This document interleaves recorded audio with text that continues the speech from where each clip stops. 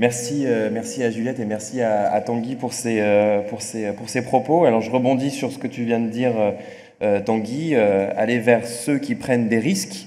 On sait que des acteurs ont bien l'habitude de mesurer le risque. Ce sont les acteurs du financement, les acteurs bancaires notamment. Et donc c'est avec eux qu'on va continuer nos discussions de ce matin. Donc j'appelle Philippe Guichandu, qui est secrétaire général de la Fondation Grameen Crédit Agricole, à venir me rejoindre sur scène pour la modération de cette table ronde. Et puis les intervenants aussi de cette table ronde, André, que Philippe présentera, André, Alexandra, Gauthier et Claude. Le temps qu'ils s'installent, on a pu échanger avec la directrice de la Fédération bancaire française, Maya Attig, qui ne pouvait pas être avec nous aujourd'hui, mais qui a souhaité partager la vision des acteurs de la banque en France sur ces questions de mesure d'impact et de réglementation qui pèsent sur eux. On l'écoute.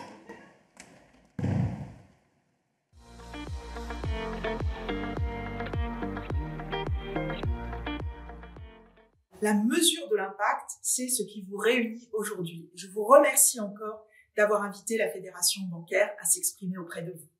Alors, je voudrais tout d'abord dire que nous partageons tous les objectifs de l'accord de Paris et de l'agenda de l'ONU pour un monde plus durable. Nous avons d'ailleurs à la Fédération publié une brochure qui résume nos actions dans les différents domaines. Ce que nous contestons d'une certaine manière, c'est l'approche coercitive d'un certain nombre de règles. Une approche qui demande aux banques d'imposer à leurs clients des obligations, de recueillir auprès d'elles des informations de manière extrêmement contraignante et avec beaucoup de détails, et de choisir d'accorder ou de ne pas accorder en fonction de critères prédéfinis. Nous considérons que ces règles, aujourd'hui, créent trop d'angoisse pour les clients et trop de manichéisme. Bien sûr, il y a des activités qu'il faut cesser. S'agissant du charbon et des hydrocarbures non conventionnels, qui sont les fossiles les plus polluants, les banques ont pris de longue date des objectifs de sortie qu'elles suivent et qu'elles respectent. En revanche, pour l'immense majorité des activités, il faut vraiment travailler de façon coopérative avec les clients à des trajectoires. Alors finalement, si on essaye de décrire les contraintes réglementaires d'aujourd'hui, elles sont de 3 ordres. D'abord, la taxonomie. La taxonomie, c'est la classification des activités selon leur caractère durable ou pas. La deuxième chose, c'est la transparence et la vigilance, 2 principes auxquels notre secteur est extrêmement attaché. Mais ce sont aussi 2 principes qui se traduisent par une multiplicité de règles et de couches qui sont parfois incohérentes entre elles. CSRD, SFDR, MIFID, CRR, Pilier 3, tout ça, ça fait beaucoup, ça vient de multiples sources, ça vient de Bruxelles, de Francfort, des différents pays. C'est certainement une source de simplification très importante pour l'avenir. Et puis, la 3e catégorie de règles, c'est la gestion des risques. C'est ce que nous avons toujours su faire dans les banques, gérer les risques financiers. Maintenant, il faut aussi gérer les risques environnementaux et sociaux. Alors, les banques doivent intégrer toutes ces réglementations extrêmement complexes et accompagner leurs clients. Le bon côté de toutes ces règles, c'est qu'elles donnent un langage commun. Alors, ce langage pourrait sans doute être plus simple et il faudra y travailler avec les retours d'expérience qui vont arriver. On va devoir simplifier tout ce qui est possible et se concentrer sur les solutions. Donc ça, c'est la première chose. Accompagner de manière pragmatique pour la collecte des données. Ce que font les banques avec leurs clients aussi, c'est de partager les bonnes pratiques, de partager les leviers d'action de la décarbonation. Parce que finalement, à quoi servirait de collecter des données si ce n'était pas pour agir? Le 3e élément, c'est aussi l'innovation. Que ce soit en accompagnant des startups qui vont tester, beaucoup vont échouer, certaines vont réussir, et finalement, ça aura un effet d'échelle intéressant. Que ce soit en proposant de nouveaux produits, je pense au crédit carbone, je pense au crédit nature qui commence à se développer, dans lesquels on tâtonne. On a là un champ d'innovation qui est extrêmement intéressant et prometteur. La mesure de l'impact, c'est un sujet qui peut être vu de façon très théorique, client par client, financement par financement. Notre conviction, c'est qu'il faut travailler sur des mesures d'impact au sein de la chaîne de valeur. Et c'est pour ça, finalement, que toutes ces données devront être collectées, peut-être de manière plus simplifiée, justement, pour avoir le socle commun qui permet à une chaîne de valeur donnée, par exemple dans l'agroalimentaire, de connaître l'impact et de voir où sont les leviers les plus efficaces. Donc, du côté bancaire, mesurer l'impact, ça veut tout simplement dire beaucoup mieux connaître ses clients, beaucoup mieux connaître leur langage, beaucoup mieux connaître les interlocuteurs de ses propres clients. Et pour faire ce travail de façon fine, on est persuadé que c'est pas la mécanique qui va aider, mais le dialogue et l'écoute. Donc, si je devais résumer notre credo en matière de connaissances et de mesures d'impact environnemental, je dirais qu'on préfère l'action à l'anxiété, on préfère la connaissance partagée et le dialogue à la coercition. Je vous souhaite de très bons travaux tout au long de cette journée.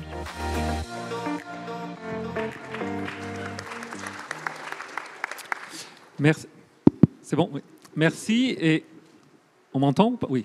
Et donc, je suis ravi d'animer cette table ronde sur un sujet fondamental, qui est effectivement voir quel est le regard porté par les financeurs. Et on sait bien qu'ils sont essentiels dans le travail qu'on veut faire et dans l'amélioration des conditions de l'agriculture, de mieux comprendre donc quel est le regard des financeurs pour cela. Et là, on a la chance d'avoir 4 personnes qui représentent des structures différentes et qui vont nous permettre d'avoir une vision, je crois, bien complète et qui nous permettra aussi de réagir par rapport à ce qu'on vient d'entendre. Donc, on a... À ma gauche, on a André Alburquerque Santa Ana qui travaille à la section, à la division du changement climatique à la Banque nationale brésilienne de développement, donc une banque publique au Brésil. Il a été aussi le conseiller de la ministre de l'Environnement et du Changement climatique, Marina Silva, et donc a une vraie expertise sur toutes ces questions-là. À ma droite, on a Alexandra Weidner qui travaille pour le groupe consultatif européen sur l'information financière, qui a une longue expérience aussi en Afrique et qui aujourd'hui travaille donc sur tous les enjeux de reporting, puisque c'est le travail principal qui est fait par les FRAG et qui nous permettra de réagir par rapport à ce qu'on vient d'entendre.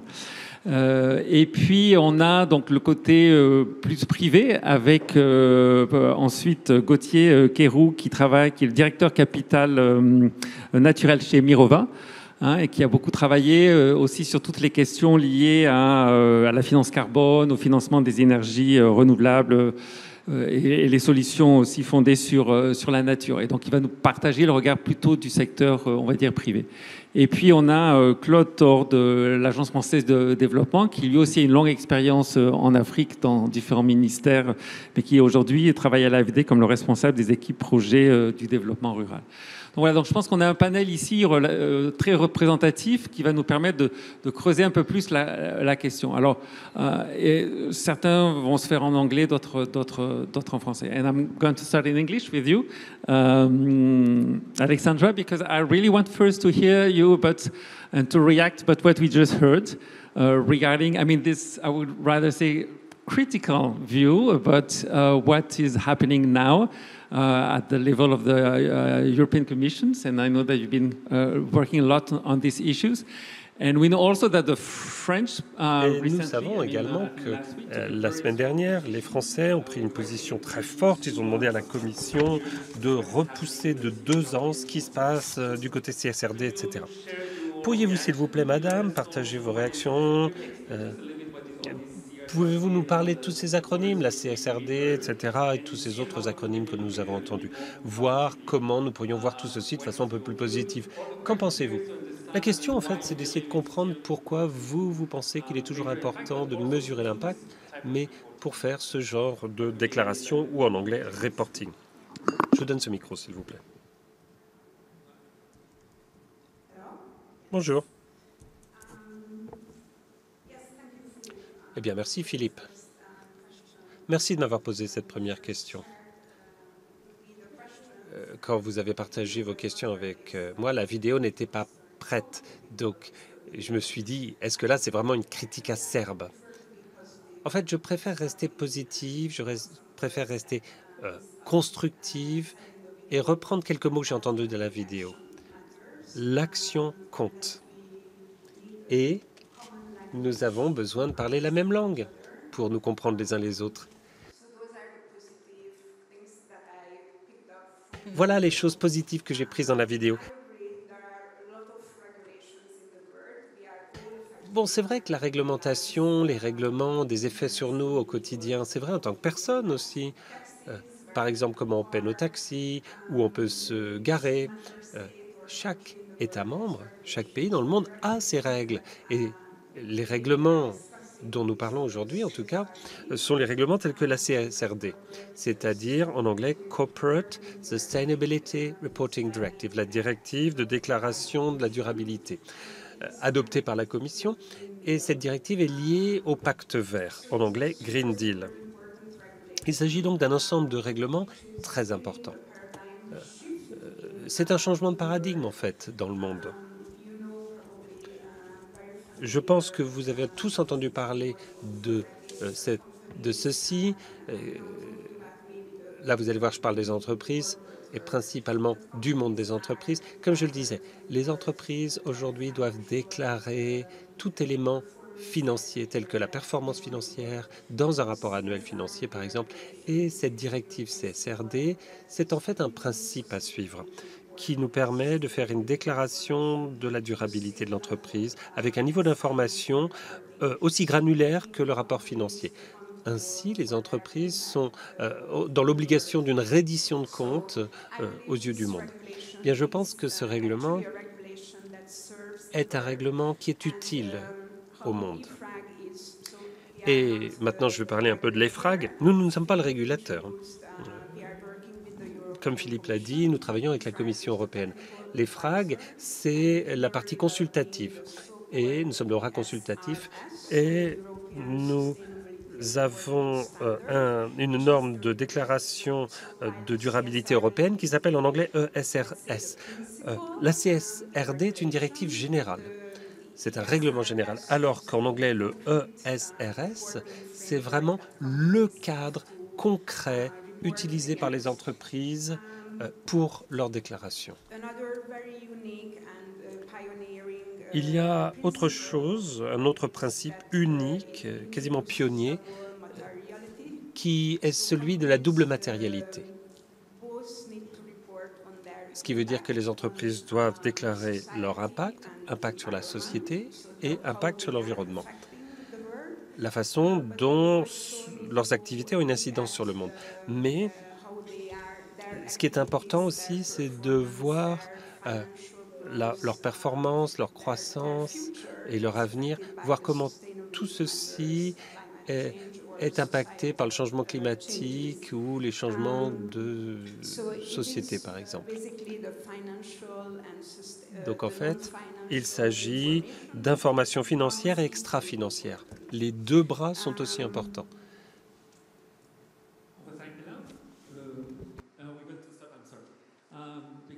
On s'arrête là, si vous le voulez bien, parce que je pense qu'il faut avancer et justement, il faut rebondir là-dessus. Pour voir effectivement donc, ce nouveau enjeu de ne pas se reporter uniquement sur les questions financières, mais d'aller bien au-delà avec les questions environnementales, etc. Comment, et là je m'adresse à vous Gauthier, comment d'après vous les différents acteurs du financement, qui sont nombreux et qui sont assez variés, prennent en compte ces nouvelles conditions et finalement pourquoi est-ce qu'ils vont mesurer l'impact? Est-ce qu'ils vont vouloir mesurer l'impact simplement pour reporter à la Commission européenne, en tout cas en Europe, ou est-ce qu'il y a d'autres raisons derrière cela? Oui, merci beaucoup et merci pour l'invitation. Moi, je peux partager effectivement une expérience de gestionnaire de fonds d'investissement à impact. Et donc, l'impact est le thème de la discussion aujourd'hui, en particulier appliqué au développement rural. Je pense que ce qui est important d'avoir en tête, c'est effectivement il y a des multiples dimensions possibles pour conduire un investisseur à s'intéresser à l'impact extra-financier que ces investissements vont générer. En fait, il faut avoir en tête, je pense, la diversité des types d'investisseurs d'acteurs financiers concernés. En fait, on va pouvoir parler d'acteurs à la fois publics d'un côté ou privés de l'autre. Et au sein de ces catégories, il y a également une multitude d'acteurs très différents dans le secteur public. Il y a évidemment des gouvernements, des enjeux d'aide au développement qui sont des financements souvent concessionnels, voire du don. Mais il peut y avoir aussi des investissements de nature plus commerciale que font certaines institutions de financement du développement et qui ont une approche à la fois d'avoir de l'impact et du rendement financier. Et souvent, ces objectifs d'acteurs publics sont liés à des politiques publiques, à des engagements étatiques, à l'accord de Paris, aux objectifs de développement durable, et sont en soi déjà une catégorie d'investisseurs ou d'acteurs financiers qui vont avoir on va dire une finalité d'impact. Mais effectivement, ça n'est pas le monopole du secteur public, et du fait de la régulation, il y a effectivement un grand développement de la thématique d'impact également dans le secteur privé, mais pas seulement du fait de la régulation. En fait, dans le secteur privé, il y a aussi une multitude d'investisseurs et d'acteurs engagés pour l'impact. Évidemment, les fondations qui ont des missions, ce qu'on appelle en anglais des programmes related investment également, et qui ont des capacités de financement soit en philanthropie, soit également en investissement, et qui ont, mus par leur mission d'origine, la raison d'être de leur fondation, ont des objectifs d'impact associés à leur financement. Il y a ensuite, bien sûr, tout ce qui est ce qu'on appelle l'impact investing, l'investissement à impact, auquel donc Mirova appartient, qui sont des investisseurs privés qui vont rechercher à la fois un impact positif sur les aspects environnementaux et sociaux en particulier, et un rendement financier, on va dire, équilibré.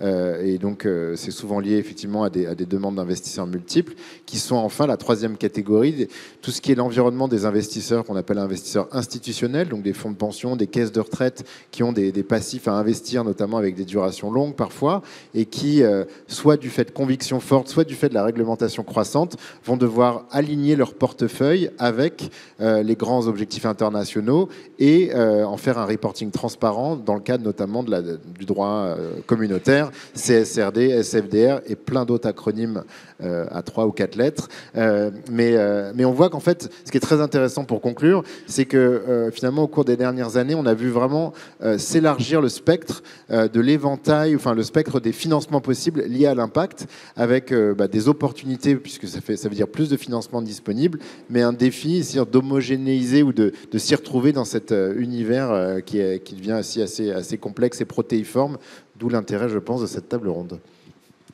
Merci. Donc, on voit bien effectivement l'évolution, et ça c'est important de la noter, effectivement avec l'arrivée aussi des investisseurs d'impact dans le secteur du privé. Et donc, au niveau de l'AFD, je demandais à Claude qui travaille donc sur le terrain directement avec une multitude d'intermédiaires bancaires, notamment que ce soit en Afrique, en Amérique latine ou en Asie. Comment finalement vous percevez la manière dont les partenaires avec lesquels vous travaillez mesurent ou sont intéressés pour comprendre la mesure de l'impact? S'il y a besoin, je peux partager mon micro, il n'y a pas de problème. Non, peut-être, je sais pas. Bon, il a l'air de marcher, merci. Oui, peut-être donc je vais parler essentiellement de nos appuis qu'on effectue auprès des banques publiques, et dont une grande partie ont des gros portefeuilles agricoles, voire parfois 100% dédiés. En termes d'impact, on va rechercher deux grands sujets: l'inclusion financière. Donc on sait que les petits producteurs sont ceux qui ont le moins accès au financement, donc c'est eux qui sont particulièrement concernés, mais aussi les sujets genre et jeunes. Les jeunes ont du mal à continuer le travail dans le secteur. Le deuxième sujet, ce sont bien sûr les sujets environnementaux. Donc tout ce qui va être à la fois adaptation au changement climatique, mais aussi atténuation, puisque le secteur contribue à un tiers. C'est aussi tout ce qui va être la bonne gestion des ressources en eau, des sols et la biodiversité, bien entendu. Un autre point important, c'est que les banques publiques ne peuvent pas tout faire. C'est un des éléments de politique publique. Il faut que sur le terrain, il y ait aussi d'autres services comme les formations, la recherche-développement, Tanguy en a parlé, le conseil, bien entendu. En termes d'interlocuteurs, on a une grande variété de banques, grosso modo des petites, des moyennes, des grosses. Les petites, souvent, sont les plus fragiles. En fait, on va les appuyer plutôt pour qu'elles exercent en tant que banque, donc qu'elle puisse respecter les normes prudentielles et qu'elle puisse travailler comme un outil de politique publique. Les moyennes vont être plutôt, on va les accompagner pour améliorer leurs services, qu'elles prêtent au bon moment. On sait que c'est très important d'apporter les fonds en début de campagne. Et en fait, les moyennes et les grandes sont elles qui vont être les plus intéressées par ces sujets d'impact. Alors, il y a deux types d'impact, comme l'a rappelé Alexandra. Sur la partie matérialité financière, donc outside in, c'est des sujets qui vont les intéresser beaucoup, puisqu'en fait ça met en risque leur portefeuille. Donc ça va être un travail sur l'évaluation des risques physiques, comment par exemple des moindres ressources en eau vont impacter des programmes d'irrigation, des dégradations trop fortes des sols vont impacter aussi des rendements et donc derrière des moindres remboursements de crédit. Des événements extrêmes également vont impacter les portefeuilles. Donc ça, c'est un point qui va extrêmement les intéresser. Et derrière, ça veut dire réfléchir sur des sous-jacents, donc des prêts à des activités qui vont favoriser l'adaptation, la résilience des sujets d'irrigation, mais ça peut être aussi des sujets de réduction des pertes, de pouvoir accéder au marché, etc. La deuxième partie qui va intéresser plutôt les grosses, qui sont déjà des bonnes banques, ça va être bien sûr la partie impact, matérialité de l'impact. Donc comment la banque intervient sur son environnement, est-ce qu'elle peut avoir des effets bénéfiques sur les sujets environnementaux et sociaux. Donc ça va aussi l'intéresser par des opportunités, ça peut être des émissions obligataires vertes ou durables, donc qui sont basées sur une partie de leur portefeuille qui est justement caractérisée, d'où l'importance de la traçabilité, comme verte ou durable. Ça peut être aussi améliorer leur image institutionnelle vis-à-vis de l'actionnaire principal, l'État, pour montrer que c'est une banque active, innovante. On a l'exemple de l'Ugandan Development Bank qui a mis en place un très gros système de redevabilité qui lui permet d'avoir un dialogue politique très fort avec le gouvernement et d'être vu comme l'outil majeur d'intervention dans le développement. Et puis ça peut être aussi en termes d'intervention pour la banque, de travailler sur des systèmes de redevabilité qui vont lui permettre d'avoir des propositions concrètes à mettre auprès du superviseur. Et quand on met le premier qui met des propositions, c'est aussi celui qui fait avancer les choses. Bien voir que c'est quand même quelque chose de mettre en interne quelque chose qui est compliqué. Aucune institution n'aime changer ses modes de travail. Il y a des freins au changement. Et enfin, on travaille beaucoup sur un travail de conviction auprès de ces banques pour qu'elles puissent aligner leurs interventions avec les engagements nationaux. Ça peut être donc tout ce qui va être les contributions nationales déterminées pour le climat, les stratégies et plans d'action pour la biodiversité, les stratégies genre, inclusion financière, etc. Merci. Très bien, et merci. Donc on voit bien la diversité des partenaires et en fonction effectivement de la taille des enjeux, on va avoir des intérêts différents de la part des banques publiques. Et alors on a la chance d'avoir un bon élève, si j'ai bien compris, à ma gauche. I think that we have a very good.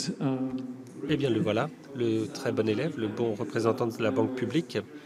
Parce que lorsque j'ai préparé en amont ce débat avec vous, j'ai entendu dire que vous êtes le bon élève de la classe. Pourquoi ? Ça m'intéresse. Pourquoi votre banque a-t-elle investi depuis longtemps dans la mesure de l'impact ? Nous allons voir comment vous procédez et quel est le moteur principal. Ce que Claude nous a dit, est-ce que c'est parce que vous devez être en conformité avec le règlement ? Est-ce que c'est parce que c'est un bon moyen pour vous de mieux connaître votre client, comme disait Madame Attig? Qu'est-ce qui vous a poussé, vous, à agir dans ce sens? Déjà, merci de m'avoir invité. Il y a plusieurs raisons pour répondre à la question. En ce qui concerne l'agriculture, il faut se souvenir que le Brésil a un rôle à jouer en durabilité en agriculture. 16% des surfaces agricoles, des surfaces sont des forêts. Et nous avons plus de 200 millions d'hectares pour l'agriculture, donc une très très grande superficie. Et BNDES a un rôle essentiel à jouer au Brésil en équipement, machines, etc. Donc il faut évaluer tout cela. Il faut comprendre si nos politiques sont efficaces, car il s'agit de ressources publiques utilisées par la BNDES. Donc il faut évaluer, comme il a été dit tout à l'heure. Il faut apprendre, mieux communiquer et reconcevoir les politiques publiques pour mieux affecter les ressources publiques, les deniers publics. Ça fait plus de 70 ans que nous sommes une banque de développement et nos équipes d'évaluation ont en général 10 ans d'expérience. Ceci pour mieux concevoir des politiques publiques. Nous apprenons de nos évaluations. Eh bien, merci beaucoup. Intéressant de voir comment vous avez avancé. Pour mieux comprendre, donc aujourd'hui, on a mieux compris pourquoi les différents acteurs s'intéressaient à la mesure de l'impact et qu'est-ce qu'ils recherchaient derrière, au-delà peut-être de juste répondre à une réglementation qui se met en place. Mais alors donc, en termes d'outils, qu'est-ce que vous avez pu voir qui était le plus pertinent hein, dans cette mesure d'impact? Parce que voilà, c'est bien d'avoir l'intention, mais après, comment est-ce qu'on le fait? Avec quel type d'outils? Quelle est la méthodologie? Et au niveau de l'AFD, de l'accompagnement, quels sont les outils intéressants que auxquels vous avez pu être confrontés? Merci. En fait, comme je l'ai dit tout à l'heure, comme on a une très grande variété d'interlocuteurs, on va avoir forcément une grande variété de réponses selon les capacités des banques. La mesure d'impact dans le secteur agro, il est très complexe. Hein, il faut voir. Déjà, pour d'autres secteurs, ça semble plus facile en termes d'indicateurs de performance. Pour l'agro et notamment dans le secteur environnement, c'est des émissions diffuses pour le carbone, etc. Donc ça veut dire qu'on va devoir accompagner très fortement les banques autour d'une ligne de crédit le plus souvent, avec des fonds en subvention pour financer de l'assistance technique à la banque majoritairement. Si on a plus de moyens, on pourra mettre des subventions d'investissement pour inciter la banque à développer de nouveaux produits financiers vers peut-être de nouveaux secteurs. Ça peut être, si encore plus de moyens, aussi accompagner les clients finaux qui aussi auront besoin de mettre en place ces nouvelles pratiques et ces nouveaux investissements. Ce qu'il faut voir en termes d'outils, c'est qu'il n'y a pas d'instrument miracle. C'est-à-dire qu'on n'aura jamais un instrument qui va tout de suite dire c'est très bien pour le climat, la biodiversité, l'eau, etc. Il faut toujours voir un compromis entre des coûts, entre une robustesse de résultats et aussi la capacité de mettre en œuvre ces procédures de mesure d'impact. Alors, en général, on travaille d'abord en établissant une taxonomie, hein, Madame Mathig l'avait relevé. Ça permet de travailler sur le portefeuille existant des banques, donc de voir un peu comme Monsieur Jourdain faisait de la prose, ce que fait la banque déjà dans ce secteur en termes de potentialité d'impacts sociaux et environnementaux, ce qui permet ensuite donc d'identifier ce qu'on appelle les gains faciles, c'est-à-dire ce qui va être facilement identifiable et pourquoi pas mettre un peu plus à l'échelle. Donc ça va être surtout des programmes liés à l'adaptation. On a parlé des sujets d'irrigation, réduire les risques. Ça peut être aussi tout ce qui va être énergie renouvelable. Et également, une autre voie, c'est compter sur un tiers certificateur, donc travailler avec des filières déjà certifiées, donc bio, Rainforest Alliance, commerce équitable, etc. Pour les banques qui ont des systèmes d'information un peu plus évolués, on va travailler sur des approches paramétriques. Donc, une fois qu'on a des informations, par exemple, de surface, de volume d'investissement, on va essayer de chercher d'accoler un facteur de conversion pour avoir ces indicateurs de performance pour le carbone, pour l'économie d'eau, pour la réduction des économies d'énergie, etc. Ça peut être aussi, mais le problème de ces approches paramétriques, c'est qu'elles ont le mérite d'exister, mais elles comportent quand même une faible robustesse, parce que dans le secteur agricole, pour un investissement donné, on peut avoir des pratiques très très variables. Et si on n'est pas capable de capter cette variété de pratiques, on aura des résultats très différents. Une autre voie, c'est de mettre le fardeau sur le client en termes de collecte d'informations, c'est-à-dire on a par exemple un programme avec une banque au Mexique qui s'appelle FIRA, et dans ce programme qui s'appelle ProSostenible, le client met lui-même sur un site web toutes les données de son programme, de son projet. Néanmoins, ça a un coût de vérification pour s'assurer que le client n'a pas dit n'importe quoi. C'est un peu aussi au Brésil avec l'approche avec le cadastre environnemental et rural, où ce sont les producteurs qui géoréférencient leurs parcelles pour les poster sur ce système d'information. Là aussi, il y aura des coûts de contrôle qui sont inévitables. La troisième, un autre point important, c'est que si on veut avancer plus sur la robustesse, on l'a fait dans le passé avec des fichiers Excel. C'est 2 heures de travail pour mesurer une empreinte carbone. C'est impossible pour des petits crédits. Donc, s'ils sont déjà chers pour la banque, donc rajouter ça, c'est impossible. Donc derrière, ça veut dire essayer de trouver d'autres solutions plus automatisables, moins coûteuses.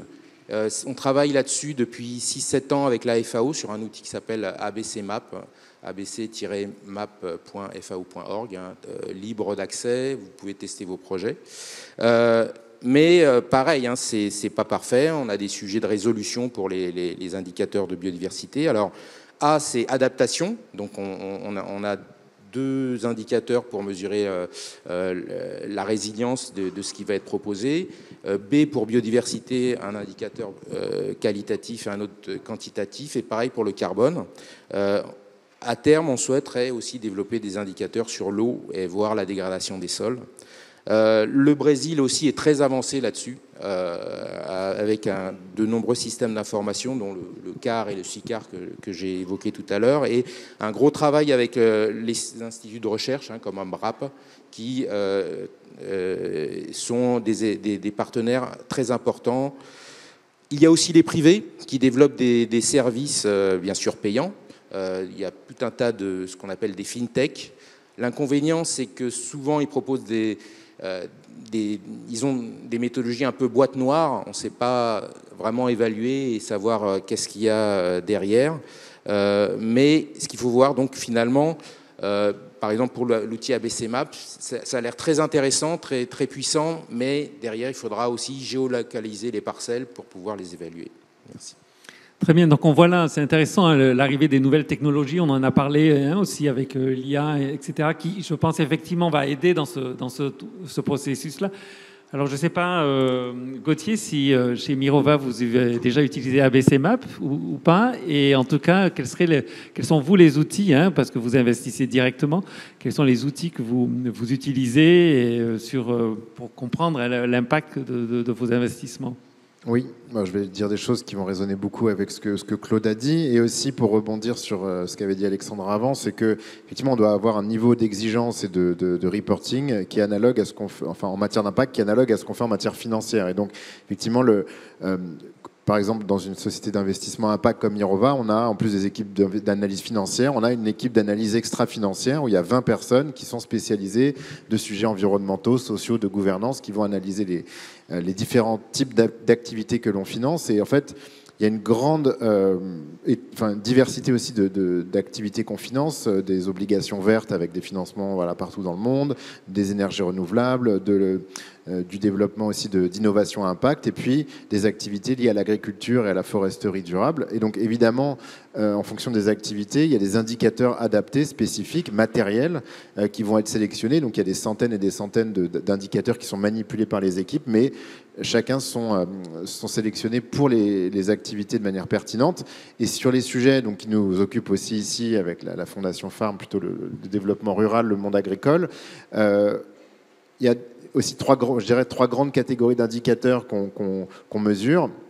Il y a évidemment le carbone. On est sur des sujets climat et qui est un peu la reine des batailles aujourd'hui, en tout cas qui est la plus universelle et la mieux connue et comprise. Et donc évidemment mesurer l'impact carbone, atténuation, adaptation, séquestration, émissions évitées. Enfin, c'est évidemment ce qui est demandé par la majorité des parties prenantes et qui est clé dans l'univers de l'investissement impact aujourd'hui.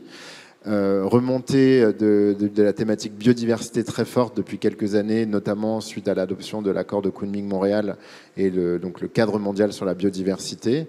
Et là, on est sur des indicateurs un peu plus complexes parfois, mais finalement aussi simples, notamment les nombres d'hectares de terres en gestion durable certifiées par exemple, ou les nombres d'hectares en zone de conservation. L'accord de Kunming-Montréal résonne beaucoup dans les fameux 30 par 30 sur des surfaces, donc c'est à la fois simple, enfin des sujets complexes, mais qui peuvent être aussi appréhendés de manière simple.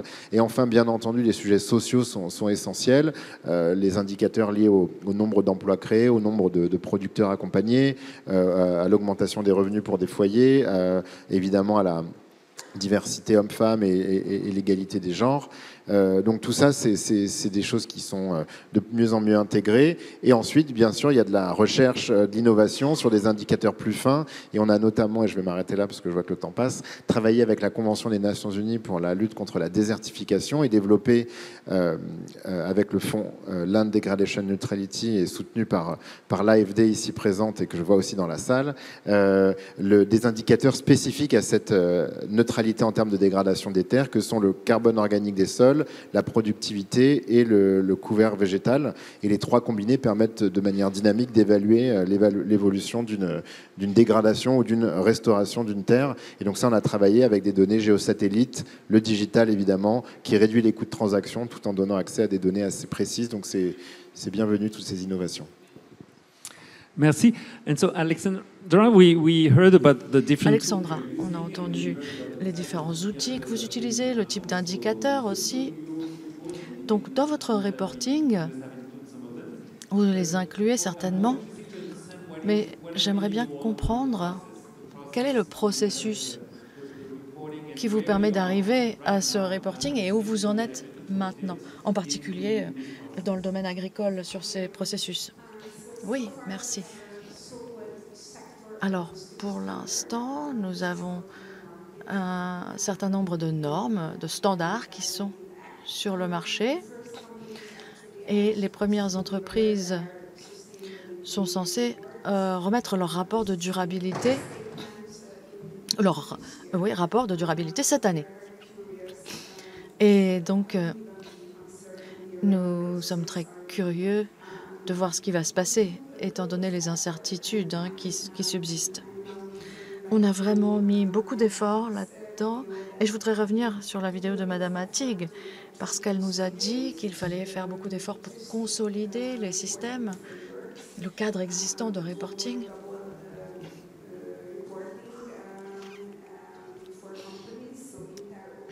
Et pour permettre l'interopérabilité. Donc ça, c'est très important pour les entreprises. Maintenant, pour ce qui est des normes du secteur, ça sera la prochaine étape pour nous.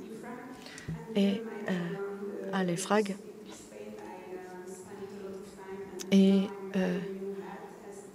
moi, j'ai maintenant cette nouvelle casquette de responsable des politiques et des standards, mais avant, je travaillais dans le secteur privé, dans des grosses entreprises du secteur agricole ou food and beverage en Afrique.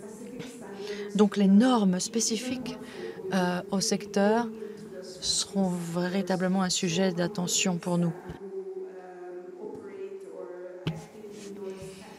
Et on s'intéresse aux entreprises qui sont actives dans ce secteur, qui doivent vraiment s'intéresser à ce qui est important pour le secteur. L'agriculture, et comment on fait le lien avec les grosses entreprises de l'agroalimentaire. Et comment on couvre le changement climatique, la biodiversité, le sol, l'adaptation au climat, le salaire décent, les personnes, les populations autochtones, les droits humains, la supply chain, toute la chaîne de valeur, la traçabilité, tout ça sont des points qui, à mon avis, sont très très importants. Il faut essayer de faciliter tout cela. Et j'ai bon espoir que les entreprises vont s'apercevoir qu'il ne s'agit pas juste d'un exercice de conformité, mais qu'en fait c'est un outil de gestion et un exercice qui va permettre de mettre en place des discussions très intéressantes avec le secteur privé qui fera aussi partie de la solution. Parce que historiquement, ça a toujours été la responsabilité du secteur du développement, du secteur humanitaire et des ONG, etc.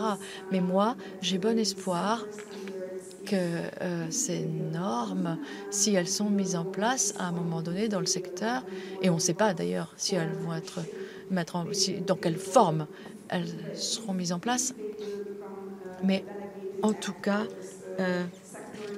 est-ce que ce sera une loi ou juste des recommandations sectorielles? Mais en tout cas, c'est très important. Et puis, une dernière chose, si j'ai le temps, je voudrais vous donner un exemple.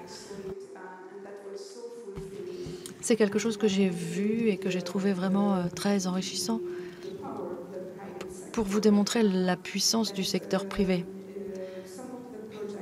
Il y a un certain nombre de projets sur lesquels je travaillais en Afrique subsaharienne, notamment au Soudan.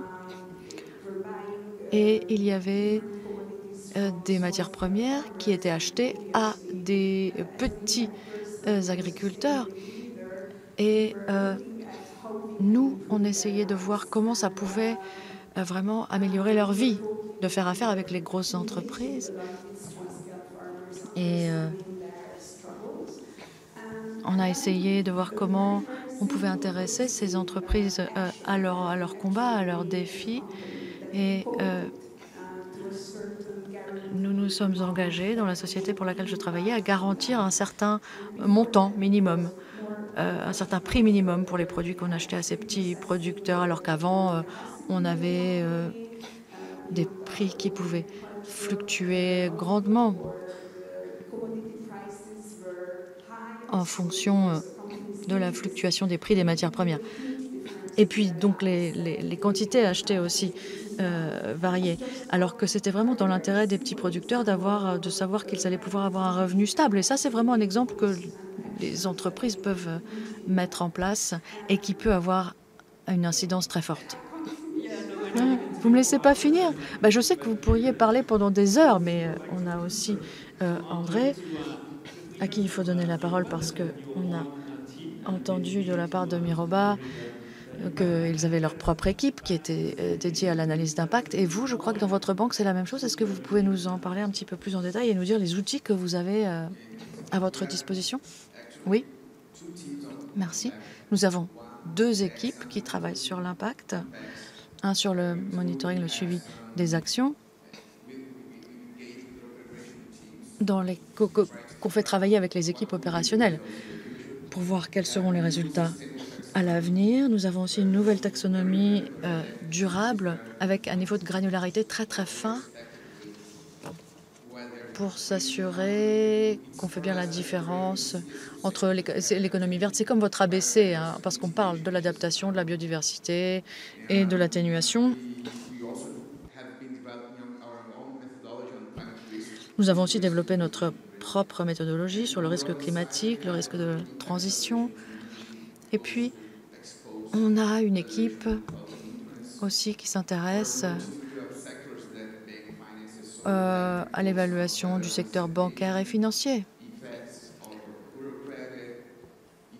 qui regarde le crédit, les crédits à la ruralité, etc., et qui développe vraiment un certain niveau d'expertise. Et depuis les 2 ou 3 dernières années, on a vraiment essayé de mettre l'accent sur le changement climatique et l'aspect environnemental des effets de ce que nous faisons, de notre activité finalement. Merci. Alors on arrive à la dernière partie. Et avant de vous donner la parole, je voudrais recadrer un petit peu les défis principaux. Évidemment, je vais passer à vous directement, Alexandra, parce que on sait déjà plus ou moins quels sont les défis auxquels vous êtes confrontés, mais je voudrais l'entendre, vous entendre le dire, hein, le nouveau cadre de reporting, etc., qui devrait aider à aller vers plus de transparence, bien entendu. Mais est-ce que vous avez encore des choses nouvelles auxquelles vous êtes confrontés en matière de défis? Oui, oui, bien sûr. Malheureusement, tout cela est devenu très politique, très politisé.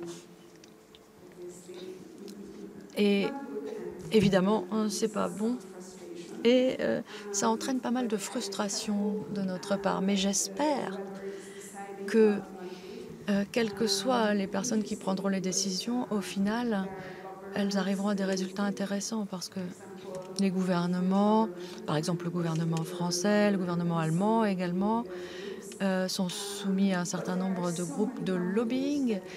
Et il y a beaucoup d'entreprises qui défendent des grosses multinationales, Unilever, Mars, etc., dans tous les secteurs d'ailleurs, qui disent n'attendez plus, parce qu'elles ont fait beaucoup d'efforts ces dernières années pour être prêtes. Et tout ça, ça génère énormément d'incertitudes sur le marché. Pour les entreprises, bien sûr, parce qu'elles ne savent pas si elles doivent y aller ou pas, si elles doivent s'engager dans ce sens ou pas. Et vous parlez des données et bien entendu collecter les bonnes informations pour pouvoir développer de nouveaux outils, de nouvelles ressources, de nouvelles compétences. Tout ça, c'est très très important. Mais les entreprises sont un petit peu dans le flou et souhaitent qu'il n'y ait pas encore de retard dans la mise en œuvre. Et bien sûr, soit avoir des assurances. L'autre chose, c'est l'engagement des parties prenantes. Comment est-ce qu'on développe tout ça? C'est basé sur l'engagement des parties prenantes, des ONG, de la société civile, des investisseurs, tous ces gens qui essayent d'y voir plus clair. Et je voudrais terminer sur une note un peu plus personnelle, 2 défis plus personnels en ce qui me concerne, très rapidement. Tout d'abord, comme je l'ai dit tout à l'heure, les premières entreprises devraient fournir leur rapport cette année. Donc nous espérons qu'on pourra en tirer énormément d'enseignements et de retours d'expérience. Et donc, maintenant, je me demande si on va vraiment l'avoir, ce retour d'expérience, finalement. Et j'essaye de raisonner à plus grande échelle en disant que des mots ne pourront pas suffire à résoudre tous ces grands défis auxquels on est confronté. C'est vraiment tous ensemble qu'il va falloir s'atteler à la tâche. Bien, on n'a pas beaucoup de temps. Au niveau de Gauthier, au niveau du secteur, on va dire, plus privé, d'après vous, quels sont les défis? Parce que la question derrière qu'on a, c'est comprendre dans quelle mesure la mesure de l'impact peut, au final, favoriser l'augmentation des investissements, et notamment dans le secteur de l'agriculture. C'est tout le lien qu'il y a eu avec la conférence de Farm l'année dernière. Et donc, pour relever ça, pour faire en sorte qu'on ait plus d'investisseurs dans le secteur, les défis à surmonter sont lesquels, d'après vous? Moi, je dirais qu'il y en a 2. La clarté et l'efficacité. La clarté, c'est effectivement la clarté réglementaire, d'avoir une visibilité pour comprendre aussi les perspectives et que c'est pas, voilà, que les choses ne changent pas trop vite. Mais aussi la clarté, parfois, par les praticiens sur les définitions. Il y a des débats de chapelle sur l'agroécologie ou l'agriculture régénératrice, sur les différentes manières de mesurer qu'est-ce qu'est un bon projet, qu'est-ce qu'un mauvais projet. Voilà, il y a autant d'experts, autant de définitions souvent de l'agroécologie que d'experts, et c'est un débat, je pense, où il y a un enjeu d'homogénéiser. Donc, je sais que c'est pas non plus simple, mais clarifier peut faciliter l'investissement puisqu'il n'y aurait pas des définitions multiples. Et c'est là où, à ce titre, les certifications, je trouve, sont des intermédiaires, des acteurs intéressants. Il y a Rainforest Alliance dans la salle avec qui nous avons un partenariat chez Mirova et qui, je trouve, sont entre le top-down des grandes réglementations et le bottom-up des initiatives multiples, joue un rôle assez intéressant dans les filières pour homogénéiser. Et l'efficacité, c'est bien sûr les coûts de transaction, les coûts de mesure de l'impact, les coûts d'évaluation qui peuvent être très élevés si on a des exigences très très hautes, mais qui doivent être à un niveau minimum pour être aussi dans de l'intégrité. Et c'est là où effectivement le digital, les économies d'échelle, effectivement l'IA, on ne peut pas ne pas en parler voilà, en ce moment, sinon c'est pas... Voilà, et ce sont des choses qui peuvent donner des perspectives, mais là encore, il faut trouver des solutions qui combinent efficacité et intégrité. C'est pas l'une ou l'autre. Voilà les défis, je trouve, où il y a des progrès, des perspectives intéressantes, mais encore du travail. Oui, oui, on voit bien aussi la notion de coût qui a été mentionnée juste précédemment, qui reste quand même un enjeu majeur, et avec toute la question au-delà du coût, qui peut prendre ça en charge et comment et dans quelles conditions. And so, André, I will be quite interested to... André, évidemment, je voudrais entendre aussi quels sont vos défis. Et en particulier, avez-vous observé des différences? Parce que vous entrez dans un certain nombre d'activités de grande échelle au Brésil, sur des grosses exploitations, et puis aussi des petits exploitants. Donc, comment est-ce qu'on gère la différence là? Je dis ça en particulier pour l'Afrique, où il y a beaucoup de petites exploitations. Quels sont les défis à votre niveau, dans la mesure de l'impact?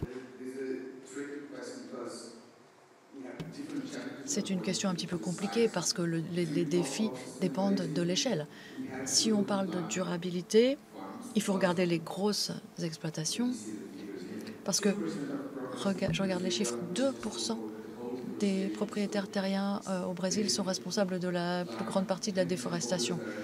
Donc ça veut dire que les gros propriétaires doivent être visés.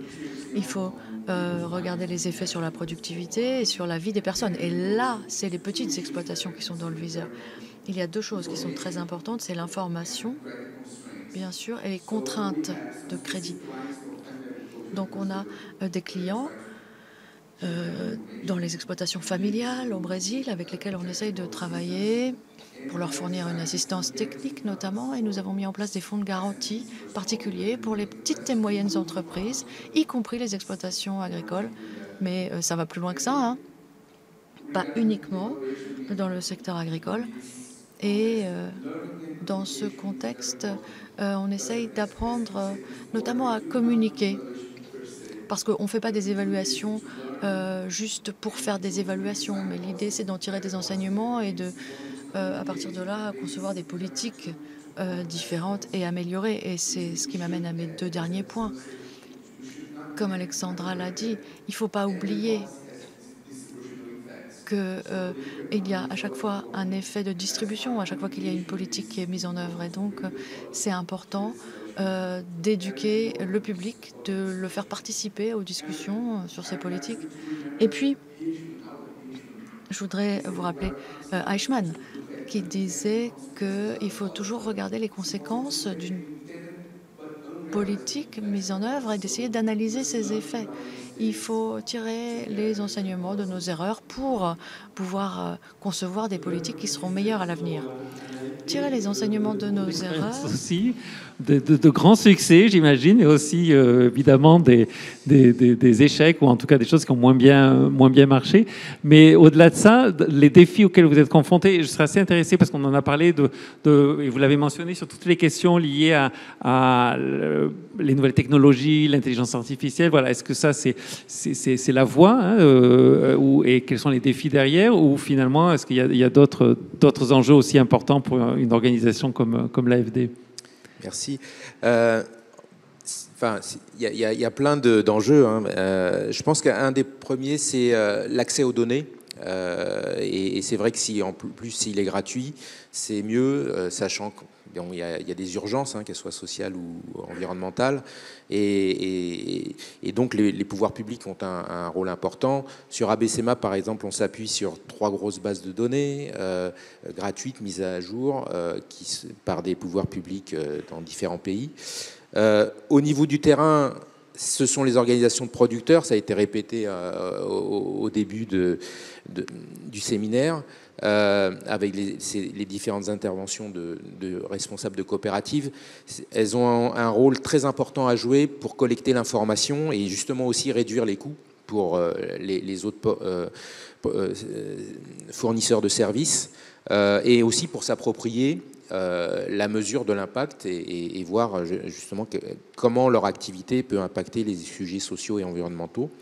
Pour l'intelligence artificielle, c'est un outil, on l'utilise. Par exemple, sur ABCMap, on a fait appel à une fintech française sur le volet adaptation pour simuler à partir de très grosses bases de données différents scénarios IPCC, là, de l'impact sur l'aptitude de certaines productions, hein, que ce soit des productions annuelles ou pérennes. Et il y a de très gros impacts, hein, ça faut bien le voir. Et également proposer des recommandations pour modifier les pratiques, pour essayer de réduire ces impacts. Autre enjeu, donc, mais ça c'est ce que dit Alexandra, c'est-à-dire qu'on sait que le reporting extra-financier, il va être essentiel. C'est vraiment une première étape majeure. Les entreprises et les banques doivent s'équiper. Elles l'ont fait depuis 200 ans sur la comptabilité et les performances financières. Il faudra le faire sur ces sujets environnementaux et sociaux. Sur la partie démarche volontaire, donc on travaille avec Mirova. Il y a beaucoup de fonds d'impact qui ont beaucoup de volonté. De mon expérience, ça ne va pas suffire si on veut mobiliser beaucoup plus sur les finances vertes. Ça veut dire que derrière, il faudra modifier un peu le signal prix. Aujourd'hui, on prend les choses un peu, ce que je disais, les gains faciles, mais pour aller au-delà et faire beaucoup plus, il faudra vraiment récompenser le vert et le social et voire sanctionner le brun. Mais ça, c'est... par exemple, pour le Brésil, on sait que sur la dégradation des terres, il y a des solutions, des pratiques, notamment d'élevage, avec le pâturage tournant ou l'intégration de l'arbre avec le sylvopastoralisme. Mais c'est coûteux, c'est risqué, c'est aussi une reconception complète des systèmes d'élevage. On sait que ça marche, mais ça ne se fait pas, ou très peu.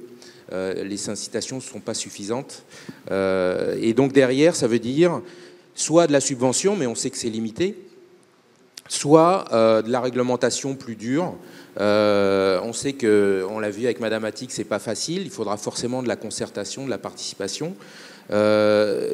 Simplement de l'expérience qu'on a avec les banques publiques, ce qu'on voit par exemple sur l'inclusion financière, il y a des outils un peu atomiques, hein, comme l'utilise le Brésil, c'est-à-dire des quotas imposés au secteur. Brésil, c'est 20% des crédits doivent aller vers le secteur agricole, 40% de l'épargne rurale vers le secteur agricole. Enfin, également, pourquoi pas des quotas aussi sur le vert, hein. La banque centrale de Bangladesh, elle impose 5% d'actifs verts pour le secteur bancaire. Dans la CSRD, on a un outil qui est le Green Asset Ratio, donc, qui est un outil avec un très fort potentiel pour mesurer la proportion de vert dans les portefeuilles. Donc ça, c'est, à mon avis, des voies à prospecter. Merci. Très bien, je regarde Mathieu, on prend combien de temps ou pas pour des questions? Parce que ça fait quand même 2 heures que tout le monde parle ici, mais en face, je pense qu'il y a pas mal de questions. Donc, on va, si vous voulez bien, prendre aussi vos questions et aussi à celles de ceux qui sont à distance. Si on peut avoir un peu de lumière sur la salle et voir peut-être quelques premières mains qui ont envie de se lever. On a Thibaut ici et Priscilla qui doit être aussi là-haut, que je vois quand j'aurai un peu plus de lumière. Est-ce qu'il y a déjà des questions? Moi, j'en aurais plein, mais on va voir surtout si du côté de la salle, des mains se lèvent. Il y a une question là. On en a une. Est-ce que je peux avoir de la lumière, s'il vous plaît? Voilà, super. Une question là. Une question en bas. On va commencer avec... Alors, je vous demande de vous présenter, d'être court, direct, pour qu'on puisse avoir le temps d'échanger et, s'il vous plaît, de vraiment poser une question. On va en prendre plusieurs pour que nos panélistes puissent répondre. Oui, bonjour. Et je vous remercie les panélistes. Voilà, je suis Feliciano de Carvalho, je suis de la Guinée-Bissau, agence de développement pour la Guinée-Bissau. Ma question, je m'adresse aux responsables du Brésil pour savoir si est-ce qu'il y a un programme en tant que communauté de lusophones pour le développement avec la Guinée-Bissau, entre Brésil et Guinée-Bissau, avec les BNDES, leur banque. Merci. Ok. Merci. On prend d'autres. Oui, on questions. va en prendre d'autres s'il y en a. Je sais qu'il y en a au moins une en visio. Si on peut donner le micro à Christian là-haut. Est-ce que soyez pas timide? Vous avez peut-être déjà un petit peu faim, mais et on en aura une aussi avec Benoît. Si tu veux bien amener le micro à Benoît, on va prendre celle de Christian pour les gens qui sont connectés à distance. Ok, c'est une question de Mathilde Brochard. Elle nous écrit de Montpellier, France, Institut Accro Montpellier. La question, dans le contexte des tensions géopolitiques actuelles et des menaces qui pèsent sur les réglementations en matière de développement durable, quel est l'avenir de la mesure d'impact peut-on s'attendre à un retour en arrière sur le plan réglementaire qui aurait un effet négatif sur les ambitions en matière de mesures d'impact? Merci, merci Christian. Je t'en prie, Benoît. Oui, bonjour, Benoît Fèvre-Dupègre de l'Agence française de développement. J'ai trouvé que l'intervention de Madame Attig était vraiment très éloquente sur une certaine remise en cause en fait, de la double matérialité. On n'a pas tellement insisté sur cette approche. On peut faire confiance au secteur bancaire pour effectivement prendre en compte les risques physiques et tout ce que ça peut impliquer sur la soutenabilité de leur portefeuille. Mais qu'en est-il des risques de transition, c'est-à-dire de l'impact en fait, de leurs clients et de tous les investissements qui sont faits par leurs clients. D'un autre côté, ce dont on se rend compte, c'est qu'effectivement, la puissance régulatrice recule, puisqu'elle a décidé donc, de différer la mise en place de la CSRD. Donc moi, ma question est tout simplement de savoir sur qui on peut compter finalement pour réorienter le secteur financier vers plus de soutenabilité en tenant compte effectivement des risques engendrés par les placements réalisés au niveau du secteur financier. Merci Benoît. Et moi, si je peux me permettre de poser une question aussi pour réagir à ce que disait Tanguy ce matin sur le fameux marché de la mauvaise qualité. Est-ce qu'il n'y a pas un risque finalement que ces éléments réglementaires qui pèsent sur les déjà plus vertueux, ce serait un jugement un peu hâtif, mais ceux qui sont déjà engagés, et que ça laisse aussi beaucoup de gens de côté qui se diraient j'ai peut-être plus intérêt à être de mauvaise qualité. Je pense que Gauthier va pouvoir rebondir sur cette question dont on a échangé en préparant les travaux. Est-ce qu'il y a d'autres mains qui se lèvent? Oui, j'en vois une. Ah oui, Catherine, vas-y, on va les prendre toutes, comme ça vous pourrez répondre. Catherine, ah voilà, il en fallait quelques-uns pour que d'autres se lèvent, c'est super. Merci. Donc je voudrais moi rebondir un peu sur l'exposé de Tanguy Bernard. Et en forçant le trait et en étant un peu peut-être provocatrice, je voudrais m'interroger, poser la question suivante. Est-ce que cet engouement pour l'évaluation d'impact, et que je ne cherche pas du tout à minimiser, mais est-ce que cette évaluation d'impact ne nous enferme pas, qui est par essence très microéconomique, très contexte dépendante, sachant que le contexte lui-même est extraordinairement hétérogène, comme l'a rappelé Tanguy. Donc est-ce que par essence, l'analyse d'impact ne nous enferme pas dans des solutions qui elles-mêmes sont extrêmement contexte dépendantes, spécifiques au très micro, et en évacuant une interrogation peut-être qu'on pourrait avoir sur le rôle de l'État central et ses décentralisations. Et en deux mots, si on commence à faire la liste de tous les freins à l'innovation, on est parti sur pourquoi au fond il est si difficile de faire adopter et de diffuser toutes ces innovations dans le monde rural. La liste des obstacles est quasi infinie, hein, autant d'innovations, autant d'obstacles. La liste est infinie et en même temps, on la résume, et nos intervenants à distance, nos agriculteurs l'ont très bien dit, tout ça au final va se résumer par c'est pas profitable. Ces innovations, elles ne sont pas profitables, donc voilà, il se passe rien. Et cette profitabilité interroge sur ce manque de profitabilité interroge sur les défaillances de marché et derrière la défaillance des institutions. Donc moi je m'étonne un peu que ne reviennent pas, ou alors peut-être c'est mon ignorance de l'état du débat, mais qu'on ne revienne pas questionner le rôle de l'État, le rôle des politiques publiques et dans une optique plus large que simplement spécifique à un contexte, voilà. Voilà. Est-ce qu'il n'y a pas la place là pour le retour d'un questionnement sur la politique fiscale, la politique commerciale et les institutions avant tout, cadre juridique, légal, etc. Merci Catherine Araujo est donc membre du conseil scientifique et chercheur au CERDI. Philippe, est-ce qu'on prend encore une ou deux questions Comme ça, après tout le monde répond d'un coup. Moi, je les ai notées. Hein. Oui, non, mais moi, je propose qu'on réponde déjà à ces questions. Allez, et après, alors, la question, I think on your side will be quite fast regarding the collaboration. Alors ça va être rapide de votre côté, la collaboration avec la Guinée-Bissau. Tant que je sache, non. La réponse est non. Mais on pourra peut-être échanger nos courriers électroniques. On pourra en parler plus tard si vous voulez. Voir comment nous pouvons travailler en Guinée-Bissau. Bon, Catherine, quant à elle, et la question est très intéressante, nous a dit que ce dont il s'agit, c'est de parler de risques géopolitiques et puis de la transition, les risques physiques. Donc c'était lié à l'autre question. Comme vous l'avez dit, l'évaluation d'impact, c'est de la microéconométrie. La base, c'est de voir les effets marginaux. Il n'y a peut-être pas d'effets marginaux. Il s'agit en fait du changement climatique. Ce n'est pas marginal. Les risques physiques peuvent changer. Il y a des changements géopolitiques aussi dans le monde qu'on ne pourrait pas appeler marginaux, non? Donc, la question, c'est comment aborder l'évaluation d'impact. C'est intéressant. Difficile de trouver une réponse, mais c'est intéressant. Provocateur, comme vous l'avez dit.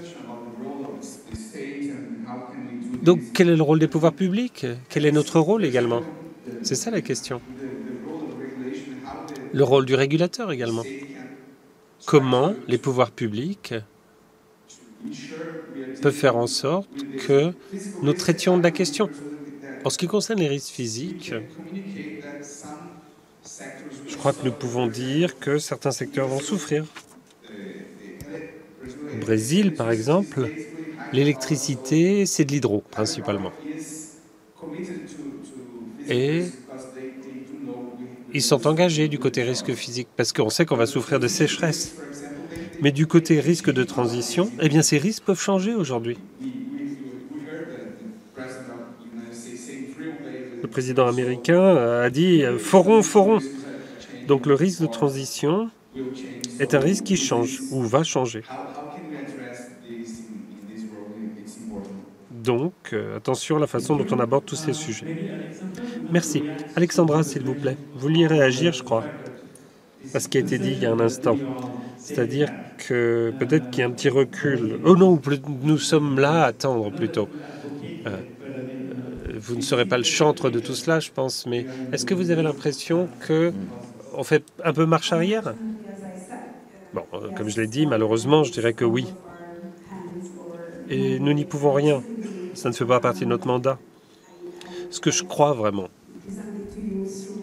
et d'ailleurs c'est ce que je vous ai présenté, je vous ai donné des exemples simples, je crois, disais-je, que la directive CSRD et la norme de déclaration ou reportage de soutenabilité, ça va changer la donne. Ces deux éléments n'étaient pas inclus dans nos débats. Maintenant, il y a une reddition de comptes obligatoire. C'est ça, la directive CSRD. C'est l'aspect obligatoire. Et dans la forme actuelle de la CSRD, cela veut dire qu'environ 50 000 entreprises en Europe devront déclarer leur impact. Il y aura donc des effets à moyen terme, à long terme sur le monde, sur leur façon de fonctionner. Elle couvre ces entreprises tout type de secteur, l'agriculture. Donc je crois vraiment que le secteur privé a son mot à dire, a du pouvoir de son côté. Et c'est ce dont il s'agit, c'est la courbe d'apprentissage, l'apprentissage de la CSRD.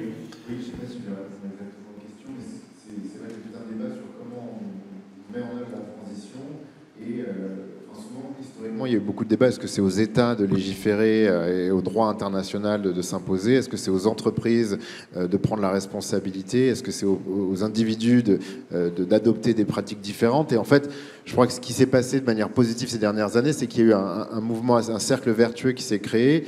Et finalement, chaque acteur a pris sa part de l'effort. Et dans un récit qui s'est un peu construit positivement, on a vu plutôt des progrès. En tout cas, moi, j'étais plutôt enthousiaste. Mais c'est vrai que là, depuis quelques semaines, on voit un contre-récit drill aux États-Unis. On voit un mouvement de résistance très fort sur la CSRD. On voit donc il y a un rapport de force dans cette dynamique collective et qui effectivement risque de perdre son élan.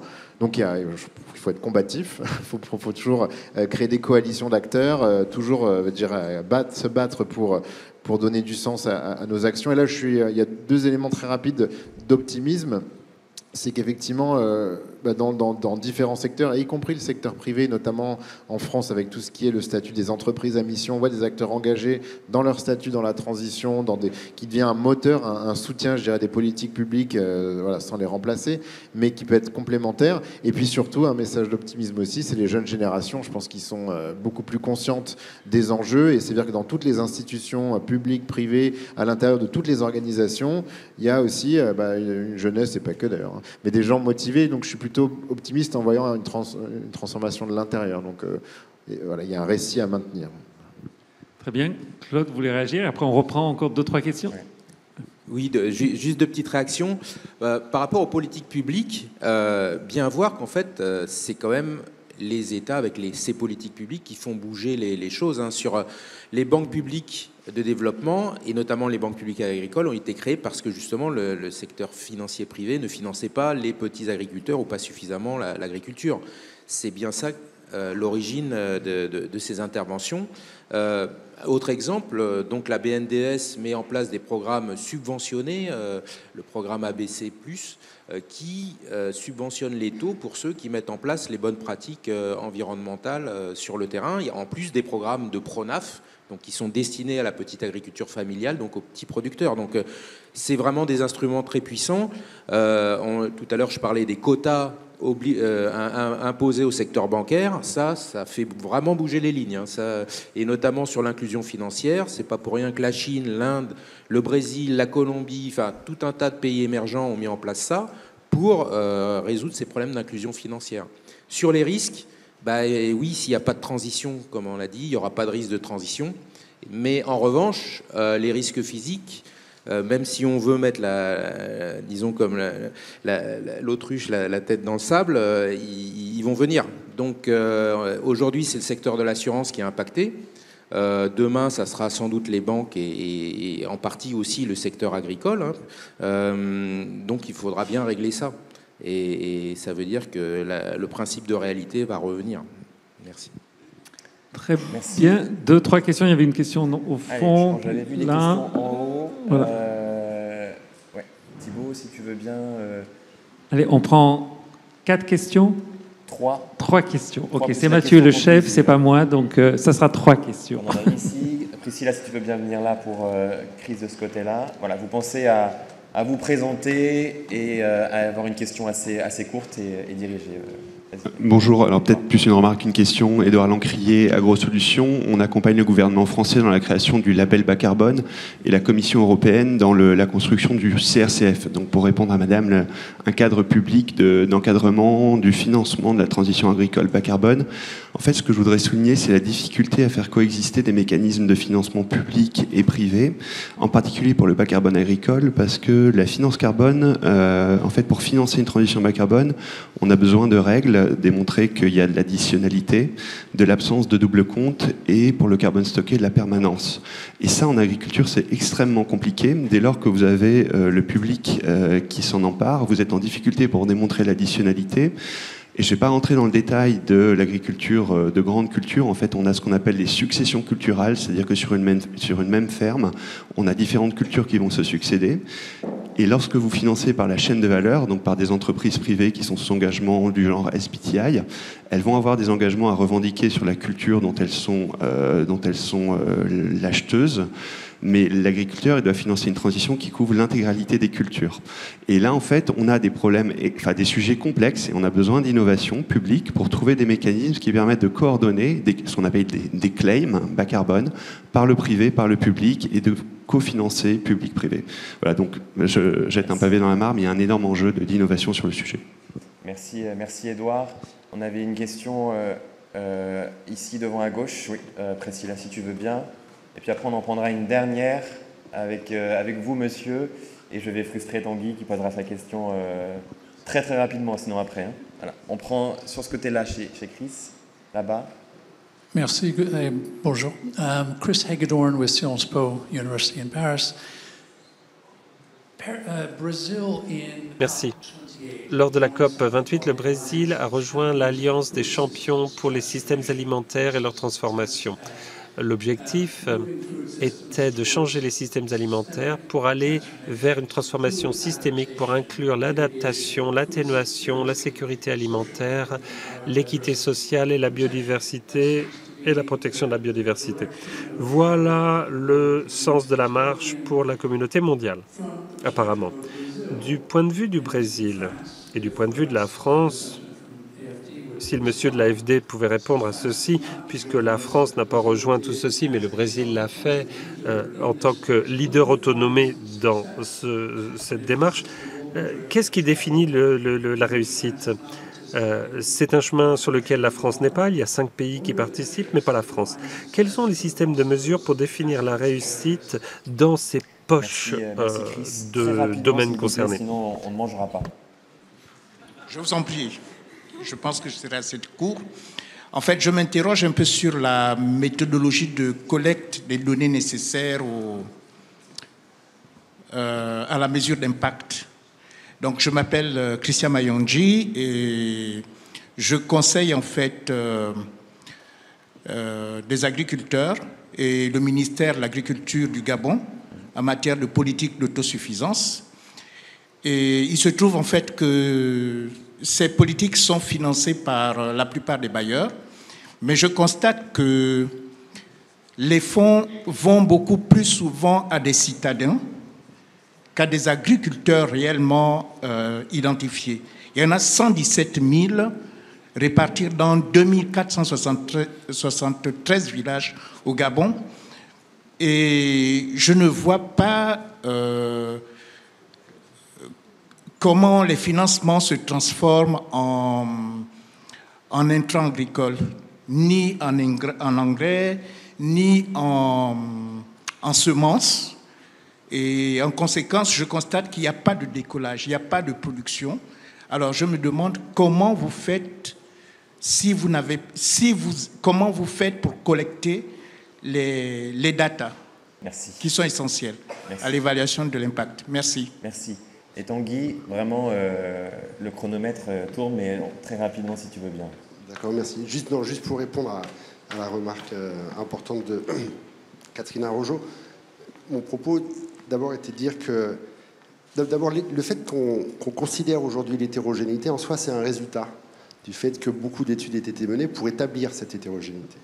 Deuxièmement, le fait qu'il y ait l'hétérogénéité de contexte ne veut pas du tout dire qu'on ne peut pas apprendre d'un contexte à un autre. Des technologies sont moins contexte dépendantes, la mécanisation par exemple, d'autres le sont beaucoup plus, les semences, etc. Troisièmement, on peut apprendre au travers de ces contextes et au travers de ces technologies, ces pratiques, ce que l'on veut promouvoir, que si on a des études qui sont suffisamment solides et comparables. Je crois que ça c'est une des choses qui ont vraiment été poussées ces dernières années. Et j'encourageais au début de ma présentation à regarder ces revues littérature mises à jour annuellement, notamment celle de Tavnit Souri et Chris Woodry, qui à mon sens, font la preuve un petit peu de ce qu'on apprend. Et puis quatrièmement, évidemment tout ça, rien ne peut se passer s'il y a un État qui est complètement défaillant, etc. Donc ça n'enlève rien aux autres sujets, mais ça reste très important comme ça. Très bien. Alors, peut-être you could answer to the point, and I don't know if Claude you want to answer. Alors, vous allez répondre rapidement peut-être, Claude. Non, je ne sais pas. Donc vous allez laisser répondre. Alors très bien. Concernant les données. Sur les données, je pense que ça a été en partie mentionné, et c'est un cas spécifique du Gabon. Est-ce qu'il y a Tout à fait. Ouais. Et l'autre point... C'était celui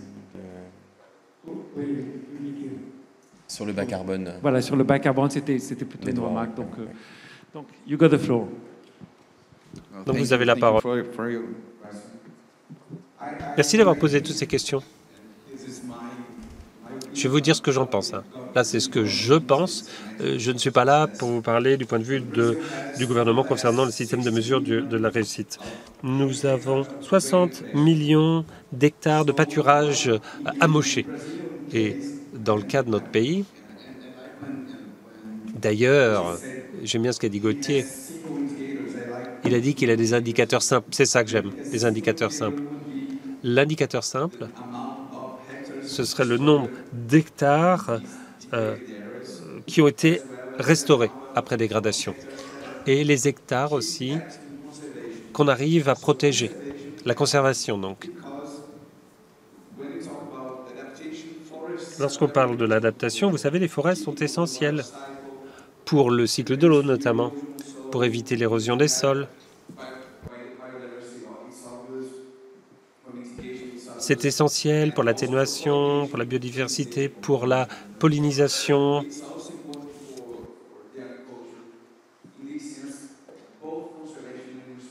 Donc c'est bien pour la conservation, la restauration. Donc le nombre d'hectares, ça c'est un instrument de mesure simple, le nombre d'hectares. Voilà la réponse à votre question. En tout cas, dans le cas de notre pays. Bien. Est-ce qu'on peut prendre juste la conclusion? Voilà. Hein? Désolé, si il y a d'autres questions, on est tous là pour y répondre pendant la pause. Donc, 30 secondes, 1 minute maximum, 30 secondes. 15 secondes par personne. 15 secondes par personne. D'après vous, quel serait le principal levier aujourd'hui pour s'assurer que la mesure d'impact ait un vrai impact au final sur les producteurs, puisque c'est ça qui nous intéresse au final en priorité. We want to start, 15 seconds. Qui commence It will 15 be secondes. impossible for her, but anyway. Impossible pour vous, madame. Mais bon. Non, je plaisante. Impossible en 15 secondes. Claude? Alors, comme je l'ai dit, je pense que les sujets réglementaires, c'est ça qui vont faire bouger les lignes et les bonnes incitations. Pour le secteur agro, le gros sujet, ça va être l'adaptation au changement climatique, mais pas n'importe comment. Il faut avoir une vue un peu systémique et holistique pour pas que des appuis sur la résilience impactent négativement les ressources en eau ou la biodiversité. Donc, il faut avoir une vue vraiment globale. Et c'est pourquoi la chance dans le secteur agricole, c'est qu'on a des pratiques qui arrivent à avoir des co-bénéfices dans plusieurs dimensions, y compris la biodiversité, l'eau, l'atténuation, le carbone. C'est donc ces pratiques agroécologiques. Alors, on disait qu'on ne savait pas trop les définir. Si, on sait quand même relativement bien les définir. On sait qu'est-ce que c'est, à quoi ça correspond. Et c'est vraiment ça qu'il faut favoriser. Merci. Allez, les autres vont suivre l'exemple, le contre-exemple de Claude. Vraiment 15 secondes. Je compte sur vous. Non, hyper simple. J'avais dit donc plus de visibilité, plus d'efficacité en matière d'impact, mais ne pas oublier aussi les modèles d'affaires. C'est-à-dire qu'il n'y aura pas de miracle s'il n'y a que de l'impact et pas de viabilité économique à un moment donné. L'investissement privé notamment n'arrivera pas. Et donc aussi de combiner toujours impact et modèle d'affaires et être beaucoup plus vocaux et donner des exemples concrets sur les modèles d'affaires qui fonctionnent, la création de valeur. C'est aussi un élément important, évidemment. Ouais, pour augmenter au final les investissements. Alexandra, 15 secondes. 15 secondes. Je ne vais pas répéter ce que je viens d'entendre. Je crois franchement que la directive CSRD et la ESRS couvrent la chaîne de valeur complète, mondiale. Donc, ces deux instruments facilitent nos démarches. C'est important de savoir aussi d'où viennent les produits, quel pays vous aide à vous approvisionner. Est-ce que ce sont des grands agriculteurs, des petits agriculteurs? Parce que qui paie pour l'innovation, la traçabilité? Qui paie aussi pour de meilleurs salaires, réduction des écarts de salaire? Voilà. Donc c'est un système déclaratif. Chaque entreprise doit déclarer en utilisant le même cadre. Et ce cadre est transparent et c'est un moyen de comparaison. Et ça facilite la transformation, je dirais. Eh bien, merci. À vous, le dernier mot. Comme vient de le dire Alexandra, notre objectif, c'est de penser au rôle du secteur privé. D'accord, mais le secteur public, quant à lui, peut aider le secteur privé à utiliser les outils, les règlements, les subventions, les crédits ou la fiscalité, etc. Car il s'agit du bien public, des deniers publics. Donc il faut, par exemple, un type de finance mixte. La finance mixte. Ah. Donc je pense que ça fait bien le lien, effectivement, entre aujourd'hui tous les enjeux auxquels on est confronté avec des acteurs multiples pour, au final, assurer que les producteurs soient puissent produire le mieux et être le moins impactés aussi par les enjeux climatiques auxquels on est confronté. Je vous remercie, je vous souhaite bonne continuation. Et il y a un prix qui va être remis, donc on ne part pas manger tout de suite. Encore quelques minutes d'attention de votre part et je vais inviter Pierre Jacquet, le président du conseil scientifique, et Guy Ftinard à me rejoindre sur scène pour annoncer le lauréat du prix 2025 de la Fondation.